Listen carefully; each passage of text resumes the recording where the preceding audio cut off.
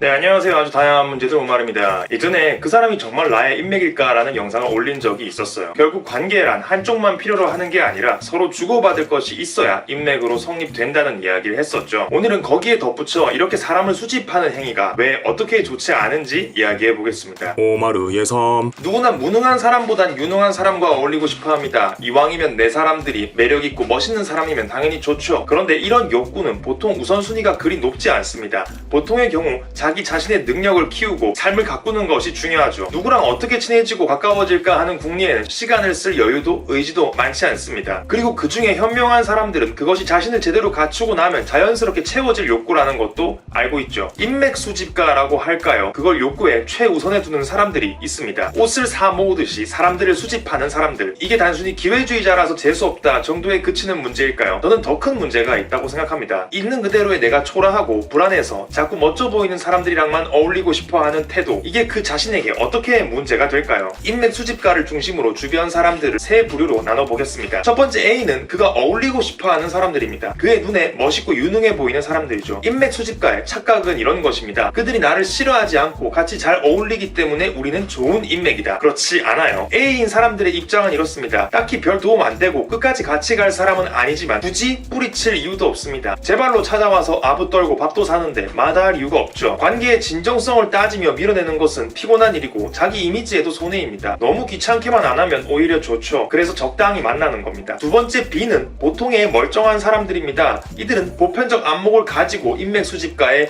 기회주의적인 모습을 파악하고 있습니다. 멋진 사람들을 옆에 두면 자기도 그 급으로 보일 거라는 인맥 수집가들의 기대는 빗나갑니다. 오히려 자기 발전은 하지 않고 반짝이는 사람들만 수집할수록 그들과 비교되어 더 초라해 보이기 쉽죠. B 사람들 역시 표면적으로는 인맥 수집가와 별 문제없이 지냅니다. 항상 사람을 골라 만나고 급에 따라 차별 대우하는 모습이 별로지만 굳이 나서서 그걸 뭐라고 할 필요는 없습니다. 그냥 자기 인생이죠 뭐. 그리고 마지막 부류 C는 어쩌면 인맥 수집가와 비슷한 속이 텅 빈 사람들입니다. 이들은 인맥 수집가의 실체를 간파하지 못하거나 안다고 해도 그와 어울리고 싶은 마음을 감추지 못합니다. C인 사람들 역시 인맥 수집가처럼 스스로에게 확신이 없습니다. 그래서 그들 역시 잘나가 보이는 사람들과 어울리고 싶어하죠. 앞서 말한 A, B와 달리 C는 인맥 수집가의 인맥을 자산으로서 높게 평가하고 그와 친해지고 싶어합니다. 오마르 예섬. 이걸 정리하면 이렇습니다. 내가 인맥에 집착할수록 인맥에 집착하는 사람들이 꼬이게 됩니다. 내가 기회주의적으로 행동할수록 기회주의자들이 꼬이게 됩니다. 정작 잘 보여야 할 대상들에게는 속물인 자신을 투명하게 간파당한 채로 실속 없고 얄팍한 사람들에게만 칭송을 받게 되는 것이죠. 사실 적당한 침묵질과 기회주의는 인생에 도움이 됩니다. 단 자기 자신의 발전이 우선된 상태에서 말이죠. 하지만 인맥 수집에 목을 맬수록 실질적인 발전에 노력하기는 쉽지 않습니다. 잘난 사람들을 옆에 두는 것만으로 나도 잘나진 것 같다는 착각은 달콤하기 때문이죠. 내가 제대로 성장하지 않는 이상 인맥이라는 말은 아무 의미가 없습니다. 오히려 거기에 집착할수록 진짜 배기 사람들이 등을 돌릴 뿐이죠. 도움이 되었기를 바랍니다. 영상을 재미있게 보셨다면 구독과 좋아요, 알림 설정 꼭 부탁드리겠습니다. 오늘은 여기까지 하겠습니다. 감사합니다. 안녕!